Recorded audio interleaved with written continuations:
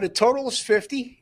This is Oregon has been less than impressive in my estimation in the first two games. I mean, their opener 24-14 against Idaho in a game that was much closer than even that final score indicates up until the last 2 minutes of that game. And then last week they rebounded. Okay, they beat Boise State 37-34, but they didn't cover as a double-digit favorite. And, Teddy, they put 37 up, but let's not forget that's a Boise State defense that allowed 42 in their season opener against Georgia Southern. Oregon State opened 2-0, and they allowed a combined 15 points in the first two games. Now, albeit against less than stellar competition. San Diego State last week, they blanked them 21-0. They held them to 170 yards, but this is not a very good San Diego State team. But this is also not the Oregon State offense we've seen in past years. They lost their starting quarterback to the transfer portal. They lost their best running back in Damian Martinez, who went through the transfer portal as well. These programs know each other very well. Oregon has their reputation of high-scoring team, but we mentioned this early a couple weeks ago, Teddy. You brought it to my attention. The one game I had the Oregon game over, and it did go over.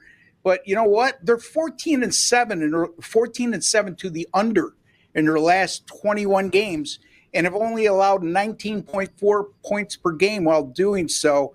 I think you look at this total, and it's much lower than the 21 games I just referred to, with the exception of one game. Last year they had a total of 47.5 against Utah. That game easily went under the total, 35-6 final score. Second lowest total for Oregon since 2021. That speaks volumes to me, Teddy. I'm going under the total of 50 in this rivalry game on Saturday. This is a rivalry game. They play it every year. 38-34, 38-29, 41-38, 55-15, 69-10, 34-24, 52-42, 47-19.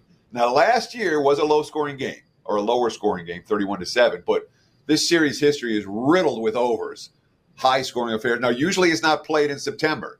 Does that make a difference in the handicap, or not so much? I don't think the early season matchup makes a difference. I think the personnel makes a difference. Oregon State, throughout the course of those games that you just rattled off, I think you would be hard pressed to say those offenses they had during that realm of time were much better than this version of Oregon State.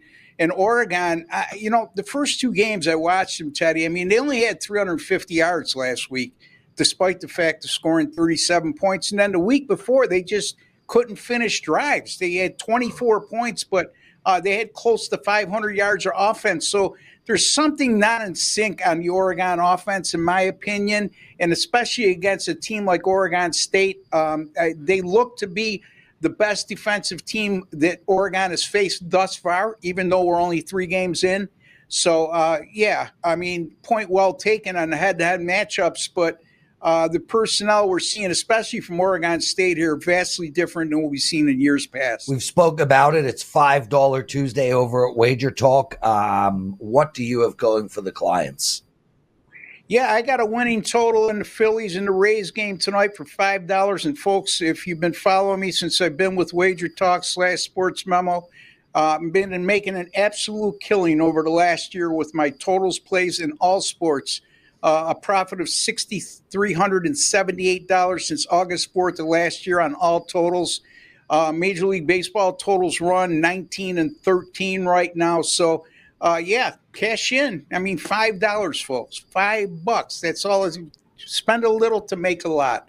I got the winner in that game on the total, and encourage all of you, WT.buzz/RB. You can get it right there.